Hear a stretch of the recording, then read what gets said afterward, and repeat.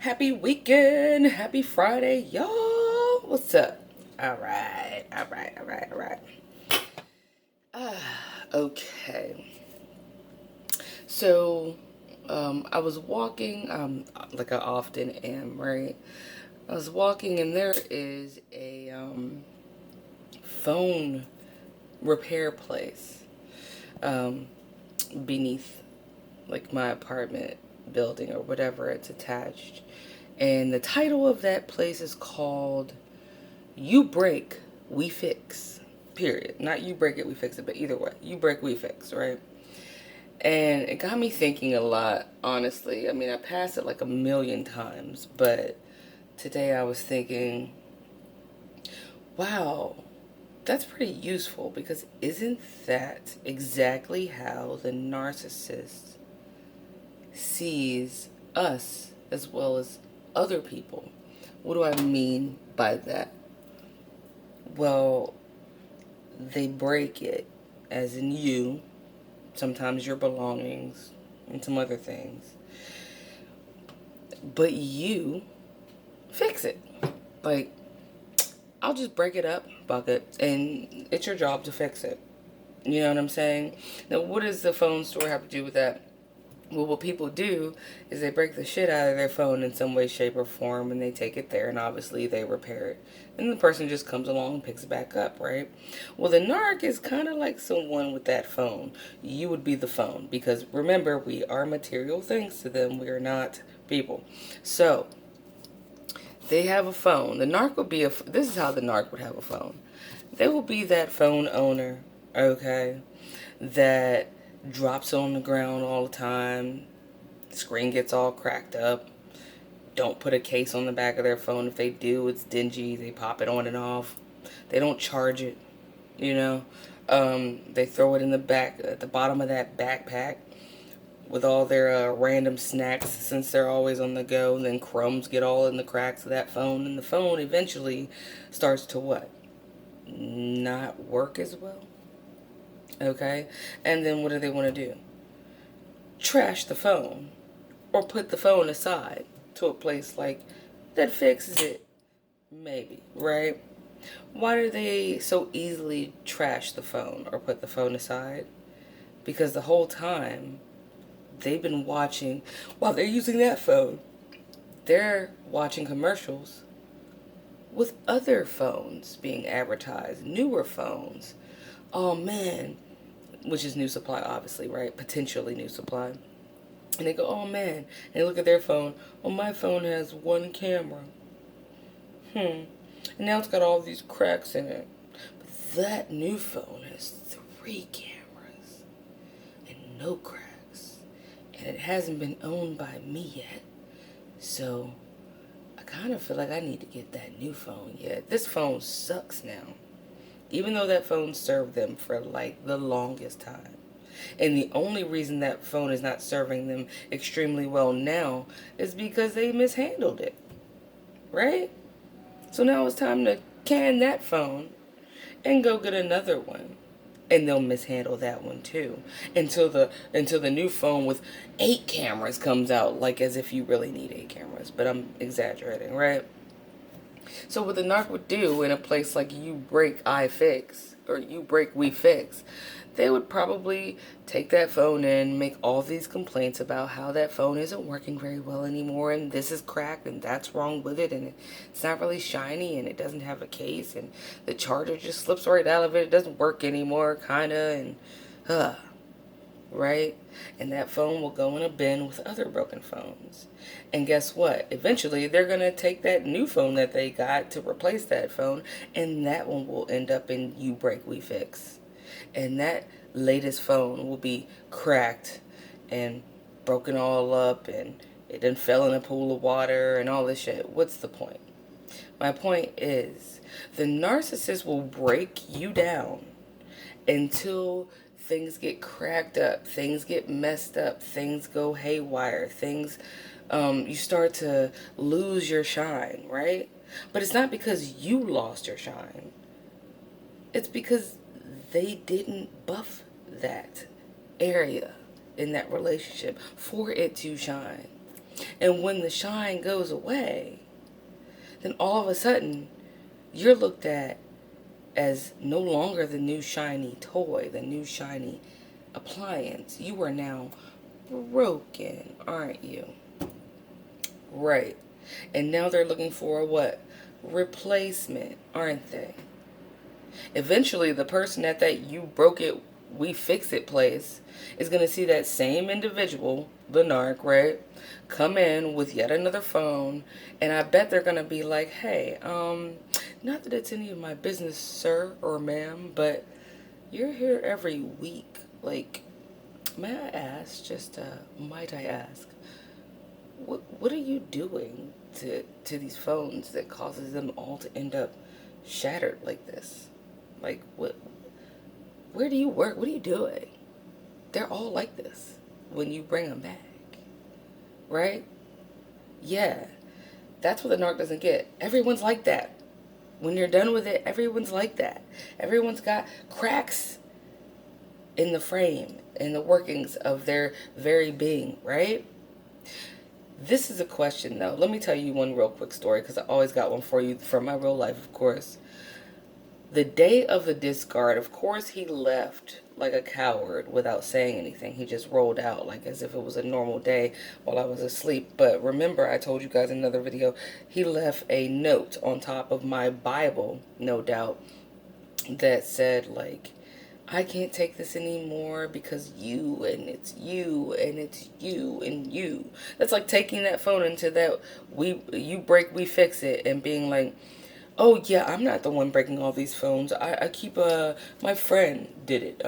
Some other guy did it, or some chick jogged by me too fast, or the dog knocked it out of my hand. When really, it's not everything around you. It's you, not you, but them. You know what I'm saying?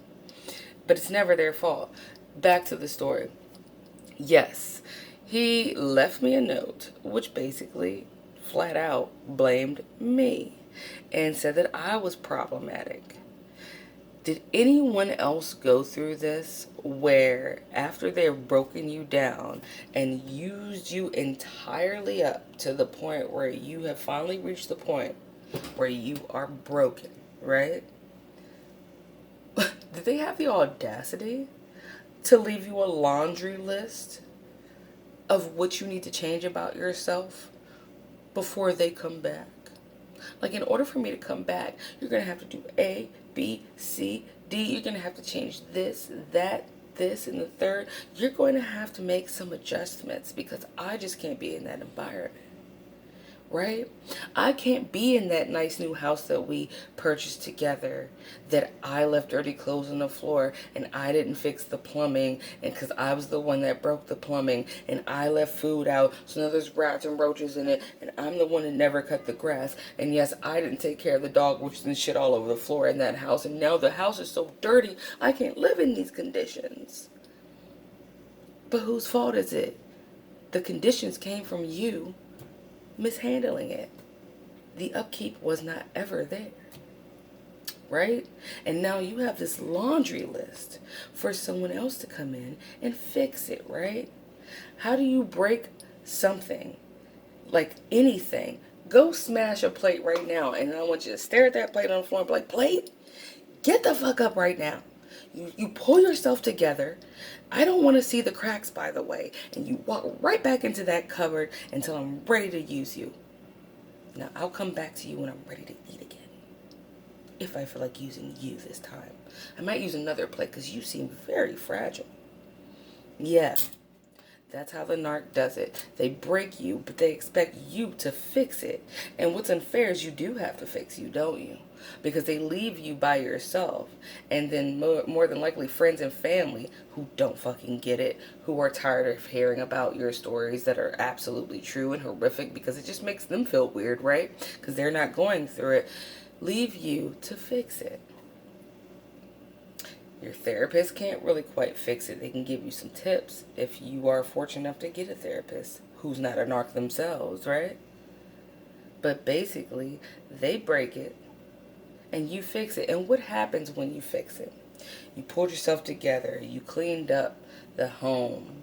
You even made some improvements in the home. You made some improvements in your spiritual self. You made some improvements mentally. You've made some improvements physically. You've made some improvements financially. All of those things, you have pulled all that rubble back together, and you glued it, and you buffed it, and you sanded it, and you shined it up, gave it a new coat of paint, and now it's useful again, right? And they want to come out of the woodworks. They want to go back into that phone store and go, oh, you fixed the phone. It looks so much better than even when I first got it. How much? And when they get the price, they're like, oh, man, I can't pay that. I'm not going to pay that. That's too much work. It's too much money. Yeah. Well, getting you back is like too much spiritual money. It costs them some, accountability, is it? It costs accountability. It costs them to change. It costs them to not be a sex addict or a drug addict or a narc in general. It costs them not to be selfish. That's asking too much. They broke it, and you fixed it. And after they were done breaking the newer models, so they thought, they saw that fixed phone, and they wanted it again. Just to use it. And do you think that they're going to be different when they're using it? Should you let them come back in, which please never do. Please never do. No, they're going to throw that same phone that they broke before, that got fixed all up and polished back up. They're going to throw it back in the bottom of that same backpack with them same crumbs. They're going to drop it on the ground yet again, crack it back up. But worse this time, they're going to put it back in that backpack, and water damage is going to get onto it. Everything's going to get onto it. But this time, the phone is going to get trashed completely because it is no longer repairable. That's what happens when you accept them back. They break, you fix. They break everybody and leave everybody to fix it. If you smash a vase enough times, there will come a point where the shards are so small and minuscule that you will not be able to glue it back together. With a magnifying glass, you couldn't even see where the pieces connect. You just got to sweep it and throw it in the trash. And we're not going to be trash. This is a new year. We're still in it, right? Do not bring that shit into the next year, okay? We're in September, y'all. Get on your A game. And remember, like I said in my other videos, I keep reminding you guys, it's cuffing season. This has nothing to do with you break, we fix. I'm just reminding you, it is cuffing season.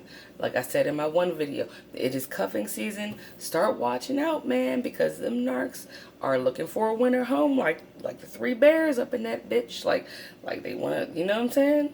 They're looking for a place to hibernate. So remember, between now and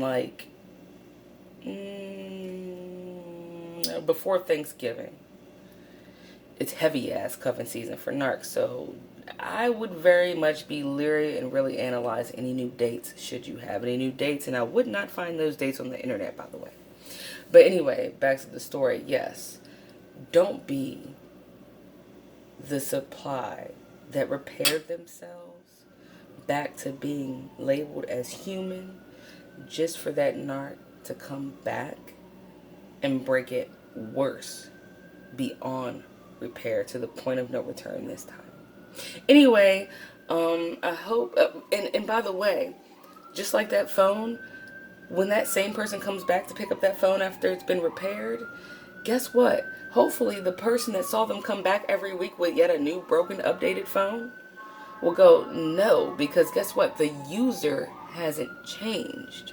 The phone can change. The phone can be repaired. But the user has not changed. They're going to do the same shit to it. But this time, they're going to throw it in traffic and let it hit by an 18-wheeler. All 18 of them motherfucking wheels going to roll out of that phone. It's not going to come back from this one. Okay? I'm going to take this weekend, you guys, and take a mental health break. I hope you guys do the same. I'm going to count it as just self-care weekend. and do a whole lot of awesome things. So I won't be on this weekend, but I just thought about that, about, they like to break a lot of people and then leave them to fix themselves. And when they fix themselves, they want to come back to finish the job and enjoy the spoils, right? Ugh. Anyway, I love you guys, and I hope you're having an excellent Friday. And I hope this resonates with someone. I know I'm sporadic sometimes. I'm always on crunch time. All right, love y'all.